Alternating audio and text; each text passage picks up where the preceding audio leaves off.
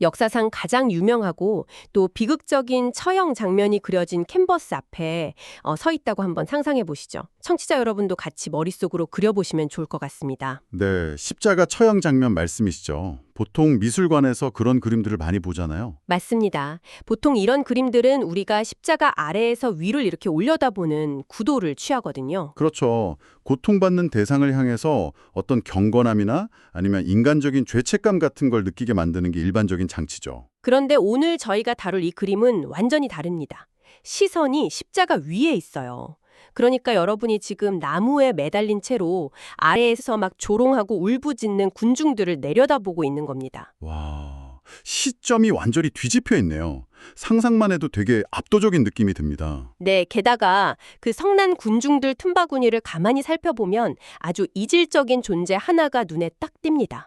밝은 노란색 겉옷을 입고 이 참상을 조용히 지켜보고 있는 한 사람. 바로 이 그림을 직접 그린 작가 본인입니다. 자신이 묘사하는 그 무거운 역사적 현장 속에 자기 자신을 관찰자로 슬쩍 밀어놓은 거군요. 이거 정말 기발하면서도 엄청 도발적인 발상인데요. 그러니까요. 오늘 이 심층 탐구에서는 바로 이 독특한 시선의 주인공을 모시는 게 아니라 그 분의 작품 세계를 깊이 파헤쳐 보려고 합니다. 케어의 뉴스에 매주 금요일 아침마다 칼럼을 전해주시는 분이죠. 아, 혹시 스스로를 산으로 출근하는 남자, 일명 산출남이라고 부르시는 분 맞나요? 정확합니다. 산출남 김한기 펜드로잉 작가님이십니다.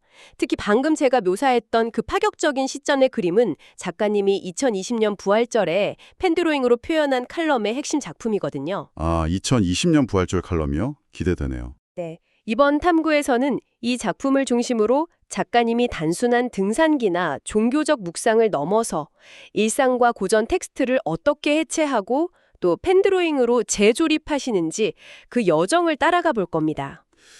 이 작가님의 작업 방식을 뇌과학이나 심리학적인 관점에서 들여다보면 진짜 놀라운 지점들이 많습니다. 오, 뇌과학이요? 어떤 부분에서요? 우리가 보통 무언가를 본다고 할 때 뇌는 에너지를 아끼려고 그냥 대상을 패턴화해버리거든요. 길 가다 꽃을 보면 아, 봄꽃네 하고 넘겨버리는 시기죠. 맞아요. 저도 꽃 구경 가면 그냥 쓱 보고 예쁘다 하고 사진 한 장 찍고 지나가거든요. 그렇죠. 그런데 이 작가님은 펜드로잉이라는 도구를 통해서 그 뇌의 자동안법 장치를 강제로 꺼버리십니다. 대상을 선과 형태, 명암으로 일일이 분해하면서 아주 느리고 해상도 높은 관찰을 시작하시는 거예요. 아, 그 관찰의 해상도가 얼마나 높은지 작가님의 2026년 3월 산행 기록을 보면 아주 잘 알 수 있습니다. 얼음이 채 녹지도 않은 수리산 산등성이에서 5cm도 안 되는 변산바람꽃을 기어코 찾아내시더라고요. 세상에 5cm요? 얼음 속에서요? 남들은 춥다고 그냥 지나칠 텐데 대단하시네요. 그러니까요. 땅바닥에 완전히 엎드려서 그 작은 생명을 관찰하시는 거죠. 그리고 수락산에 진달래를 보러 가셨다가 꽃이 안 피어서 허탕을 쳤을 때도 그냥 실망하고 돌아오시는 게 아니에요. 그럼 또 뭘 찾으셨나요? 그 옆에 아주 작게 피어있는 노란 생강나무 꽃을 발견해내십니다. 와, 긍정적인 태도도 돋보이지만 그게 바로 펜드로잉이 만들어낸 시각적 훈련의 결과인 거거든요. 작가님 스스로도 그림을 그리면 관찰력이 좋아진다고 하셨잖아요. 맞아요. 벚꽃 개화를 기다리다 못해서 작년에 도봉산 창포원에서 찍어둔 사진을 꺼내서 펜드로잉을 하신 에피소드도 참 재밌습니다. 그냥 사진을 대충 베끼는 게 아니더라고요. 장범준의 벚꽃 엔딩을 흥얼거리시면서 그리셨다는 그 부분 말씀이시죠? 네, 흩날리는 벚꽃잎 하나하나를 붓으로 직접 찍어내시고 또 산악회 사진첩에서 본 노록이라는 야생화를 그리실 때는 그 여린 줄기에 난 미세한 솜털까지 핑크빛으로 살려내십니다. 솜털까지요? 진짜 집요한 관찰력이네요. 자연의 시간을 기다리는 법도 배우고 작은 꽃 하나에서도 생명력을 발견하는 이런 훈련이 노후의 훌륭한 자산이 되는 거군요. 그 과정을 읽으면서 저는 마치 복잡한 암호문 속에서 결정적인 단어 하나를 찾아내는 탐정 같다는 생각도 들었어요. 남들은 다 와이드샷으로 풍경을 보는데 이분은 카메라 초점을 아주 작은 엑스트라한테 확 끌어당기는 분쇄적인 능력이 있으신 거죠. 아주 적절한 비유네요. 그런데 청취자 여러분, 정말 흥미로운 건 자연을 향하던 이 카메라 렌즈가 수천 년 된 고대 텍스트, 그러니까 성경으로 향할 때 벌어지는 일들입니다. 눈에 보이는 자연을 관찰하던 시선이 이제 눈에 보이지 않는 관념적인 텍스트를 시각화하는 작업으로 넘어가는 지점이군요. 네, 맞습니다. 과거에 아프리카 차드 현지어 성경 번역 프로젝트에 사퍼가로 참여하셨던 경험이 있다고 하시더라고요. 그 경험이 진짜 중요한 열쇠가 됩니다. 글자를 모르는 사람들도 직관적으로 텍스트의 의미를 이해할 수 있게 그래픽으로 번역해내는 훈련을 하신 셈이니까요. 난해한 철학서를 누구나 이해할 수 있는 한 컷의 그래픽 노블로 번역하는 과정이랄까요? 와, 그래픽 노블 번역 표현이 참 좋네요. 그 번역의 과정이 정말 기가 막히는데요. 마가복음 1장을 보면 예수가 첫 제자들을 부르는 아주 유명한 장면이 나오잖아요. 네. 데드로브의 갈릴리 바다를 향해 그물을 쫙 던지는 그 역동적인 액션이 먼저 떠오르죠. 그렇죠. 대부분의 화가나 독자들은 그 화려한 전면의 액션에만 초점을 맞춥니다. 그런데 여기서 작가님의 카메라 초점이 뒤로 쓱 이동해요. 매일 아침 옛날 관주 성경을 한자로 필사하시는데 거기서 그물을 던지는 베드로 뒤에 앉아 묵묵히 그물을 깁고 있는 야고보와 요한에게 렌즈를 들이대십니다. 수선하고 있는 역할에 주목하셨군요. 여기서 잠깐 부연 설명을 드리자면 관주 성경이라는 건 성경 구절 옆에 관련 있는 다른 구절들의 위치가 아주 작게 빼곡하게 적혀 있는 성경입니다. 그거 되게 보기 복잡하지 않나요? 엄청 복잡하죠. 그런데 이걸 한자로 필사한다는 건 텍스트를 절대 속독할 수 없다는 뜻이거든요. 한 글자 한 글자 그림을 그리듯이 뜯어봐야만 합니다. 그럼 극도로 느린 읽기가 동반되었군요. 네, 그렇게 천천히 소화했기 때문에 전방에서 물고기를 잡는 화려한 역할뿐만 아니라 다음 작업을 위해서 후방에서 도구를 정비하는 협력 사역의 가치를 동등하게 짚어내실 수 있었던 겁니다. 심지어 그 수천 년 전 갈릴리 바다의 이야기를 아내분의 고향인 강릉 속초항으로 그대로 가져오십니다.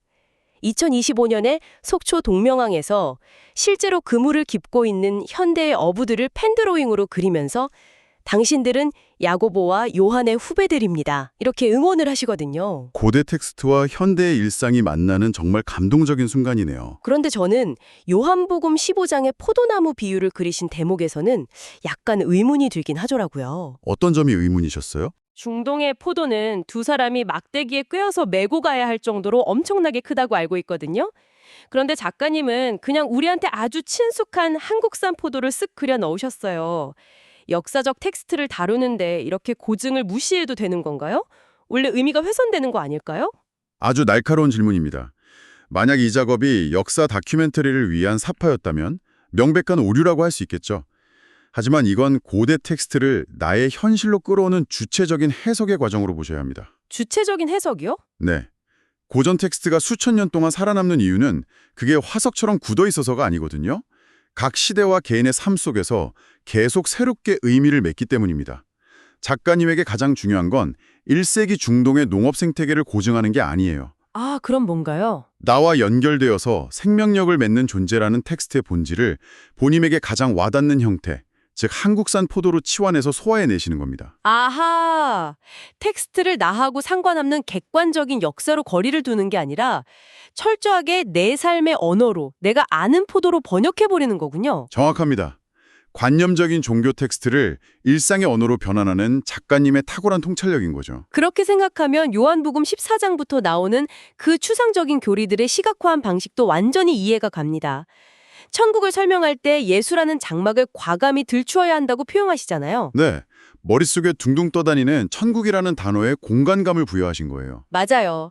커튼을 확 젖히면 그 뒤에 새로운 차원이 열리는 것처럼 물리적인 감각으로 바꿔버리셨어요. 청취자 여러분이라면 눈에 보이지 않는 천국으로 가는 길을 스케치북에 어떻게 담아내시겠어요? 아마 다들 되게 막막하실 겁니다. 그런 공간적 시각화의 정점이 바로 16장과 17장에 나옵니다.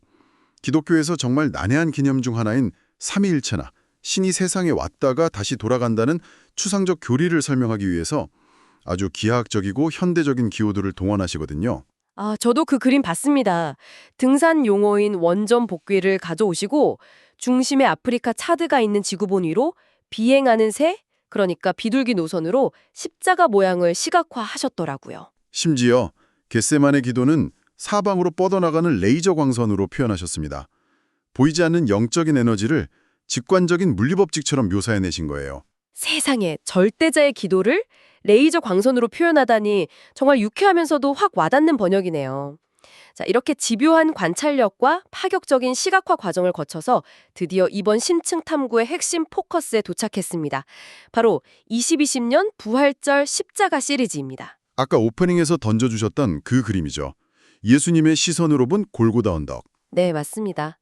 연초부터 누가복음을 묵상하시고 사복음서의 기록을 철저하게 종합해서 탄생한 최신작인데요. 이번 작품의 컨셉 자체가 십자가 위에 달리신 예수님이 바라본 광경입니다. 작가님이 구체적인 디테일 6가지를 그림 안에 꽉 채워 넣으셨더라고요. 이 그림을 분석할 때 우리가 던져야 할 가장 중요한 질문은 이겁니다. 왜 이 시점을 선택했는가? 왜 굳이 십자가 위에서 내려다보는 시점을 택했을까요? 예술에서 카메라 앵글을 바꾼다는 건 단순히 그림의 구도를 바꾸는 게 아니에요. 관람자의 공감의 방향을 완전히 틀어버리는 장치입니다. 시선을 십자가 위로 옮기는 순간 우리는 촬영당하는 당사자의 시야로 들어가게 되는 거죠. 듣고 보니 진짜 그렇네요. 역사적 기록을 그냥 재현한 게 아니라 관람자를 그림 안으로 끌어들이는 한편의 인터랙티브 연극 무대 같아요. 고통받는 당사자의 위치에서 나를 조롱하는 사람들의 정수리를 봐야 하고 그 끔찍한 공포를 1인칭으로 받아내야 하잖아요. 맞습니다. 그래서 그림을 자세히 보면 그 폭력적인 디테일들이 아주 생생하게 다가옵니다. 네, 제가 그 6가지 디테일을 좀 짚어드릴게요. 첫 번째로 양옆에 고통받는 두 강도가 있고 피 묻은 가시면류관에서 바닥으로 핏방울이 뚝뚝 떨어져 고여 있습니다. 두 번째로는 심포도주를 머금은 해면이 보이고요. 그리고 세 번째가 좀 특이한데 로마 군인들 사이에 에봇을 입은 대제사장이 있습니다. 이 대제사장의 에봇도 시각적인 대비를 아주 극대화한 장치예요. 에봇은 유대교 대제사장이 입는 굉장히 화려하고 장식이 많은 전통 의복이거든요. 금실, 청색실로 짜여 있잖아요. 아, 그렇게 화려하고 권위적인 옷을 입은 사람과 발가벗겨진 채 피 흘리는 육체가 한 프레임에 있는 거군요. 그렇죠. 종교적 권력의 화려함이 무고한 생명을 짓밟는 그 모순을 단 한 컷의 시각적 대비로 고발하고 계신 겁니다. 와, 그런 의미가 숨어 있었네요. 그리고 네 번째 디테일은 슬퍼하는 여인들이고요. 다섯 번째가 바로 아까 제가 오프닝에서 말씀드린 작가 본인의 아바타입니다. 군중들 속에 숨은 제자들을 의도적으로 노란색으로 칠해서 구분해 두셨죠. 네, 맞아요. 배신하고 도망쳤으면서도 차마 멀리 못 가고 숨어서 지켜보는 그 복잡한 심리를 형광펜 칠하듯 눈에 띄게 만드셨는데 그 노란 무리 속에 작가님의 분신인 물떠온 하인도 똑같이 노란 겉옷을 입고 섞여 있습니다. 예술가가 자기 작품에 카메오로 출연하는 것 같아서 참 흥미롭더라고요. 서양 미술사에서 화가들이 군중 속에 자기 얼굴 그려 넣는 게 일종의 서명 같은 역할이긴 했어요. 하지만 이 작품에서는 의미가 조금 더 깊습니다. 어떤 의미일까요? 이 비극이 그저 2000년 전 텍스트에 박제된 이야기가 아니라 2026년을 살아가는 나의 사건이기도 하다는 강력한 참여의 선언인 거죠. 본인이 관철자이면서 동시에 텍스트 안에서 살아 숨쉬는 등장인물임을 증명하신 겁니다. 아, 텍스트 안으로 직접 걸어 들어가신 거네요. 그런데 마지막 6번째 디테일을 보고 저는 약간 혼란스러웠습니다. 작가님이 사도 요한이 마리아에게 무릎을 꿇고 엎드려 절하는 모습을 그려넣으셨거든요. 네, 그 부분 저도 유심히 봤습니다. 성경의 원래 배경인 서양이나 중동 문화권에서는 누군가를 어머니로 모신다고 해서 막 땅바닥에 엎드려서 큰 절을 하지는 않잖아요.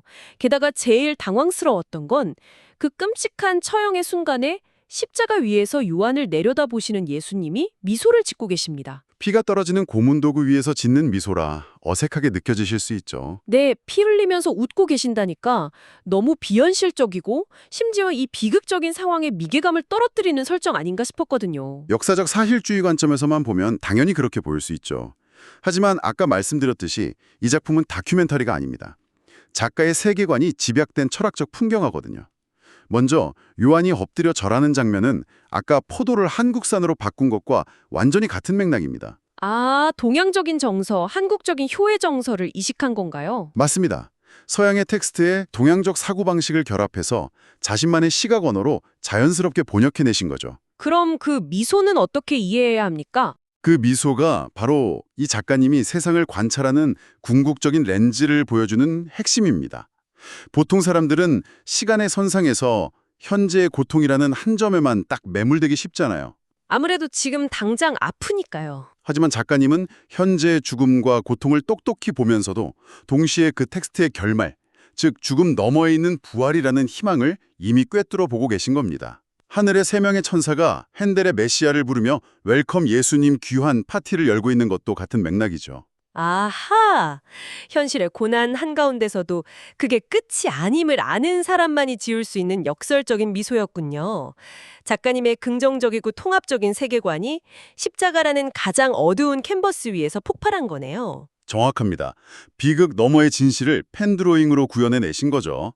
그런데 이렇게 단단하고 여유로운 시선을 가진 분이 2026 부활절 칼럼 마지막 에필로그에서는 아주 의외의 내면 고백을 털어놓으십니다. 어떤 고백인가요? 예전에는 고난주간이 되면 텔레비전도 끄고 미디어도 차단하고 금식도 하면서 어떻게든 억지로 경건해지려고 막 무던히 애를 쓰셨대요. 종교를 가진 많은 시니어분들이 공감하실 만한 이야기네요. 그렇죠. 그런데 지금은 아예 삶 자체가 고난의 시절임을 인정한다고 하십니다. 성경 필사하면서 겉모양은 갖췄지만 진짜 경건의 능력은 바닥이라면서 스스로를 한없이 낮추세요. 그러면서 그냥 십자가 우편의 강도처럼 천복을 허락해달라고 아주 솔직하고 겸손한 기도를 올리십니다. 이 에필로그가 시사하는 바가 정말 큽니다. 이거는 종교의 유무를 떠나서 우리가 나이 들어가며 마주하는 삶의 무게에 대한 아주 보편적인 심리적 통찰을 담고 있거든요. 여기서 제가 약간 도발적인 의문을 하나 제기해봐도 될까요? 종교적인 어떤 엄숙함을 버리고 그냥 일상을 받아들이겠다는 이 태도 변화 말입니다. 이거 그냥 나이가 들어서 열정이 식고 현실과 타협해버린 거 아닐까요? 청취자 여러분도 지금 삶의 무거운 숙제들을 어떻게 대하고 계신지 한번 돌아보시면 좋을 텐데요. 이게 과연 영적 성숙일까요? 체념일까요? 우리에게 아주 중요한 질문을 던져주시네요. 겉으로 보면 체념 같지만 전문가 입장에서 분석해보자면 이건 타협이 아니라 본질에 대한 완벽한 집중입니다. 본질에 대한 집중이요. 네, 젊을 때는 무언가 가치 있는 걸 얻으려고 거창한 의식을 치르거나 일부러 고통을 부여하잖아요. 그런데 산전수선 다 겪은 시니어의 삶은 굳이 특별한 이벤트를 안 만들어도 이미 하루하루가 묵직한 숙제고 고난입니다. 맞아요. 삶 자체가 쉽지 않죠. 그래서 억지로 꾸며낸 거룩함을 버리는 겁니다. 대신에 꽁꽁 언 땅에서 5cm짜리 변산바람꽃을 경이롭게 쳐다보고 오늘 하루 내가 스케치북에 긋는 펜선 하나에 온전히 집중하면서 기쁨을 찾는 거죠. 일상의 아주 작고 평범한 순간에서 의미를 발견하는 이 태도야말로 작가님이 말씀하시는 진짜 경건의 능력인 겁니다. 와, 정말 와닿네요. 애써 고난을 연기할 필요 없이 이미 주어진 일상의 팍팍함 속에서 펜드로잉으로 예술과 유머를 피워내는 것.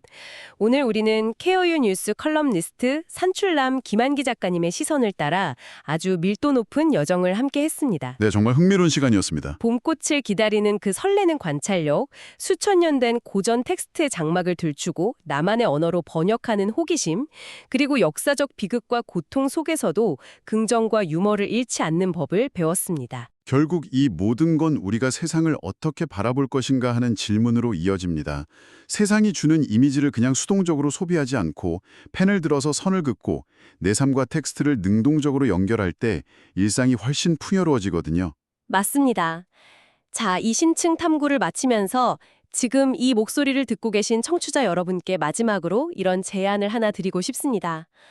오늘 당신에게 주어진 어쩌면 조금 지루하고 때로는 숨막히게 고단한 이 하루를 거대한 한 폭의 펜드로잉 캔버스라고 한번 상상해 보십시오. 좋은 상상이네요. 모두가 무대 중앙의 화려한 사건, 그물을 확 던지는 사람만 쳐다보고 있을 때 여러분은 시선을 돌려 구석에서 조용히 내일을 위해 그물을 깁고 있는 작고 소중한 사람들을 알아볼 수 있으십니까? 그 작은 디테일을 발견하는 게 참 중요하죠. 아니면 오늘 하루 겪은 크고 작은 고난들 사이사이에 남들은 눈치채지 못할 나만의 노란 겉옷을 입은 아바타를 슬쩍 그려넣고 씩 한번 웃어보는 건 어떨까요?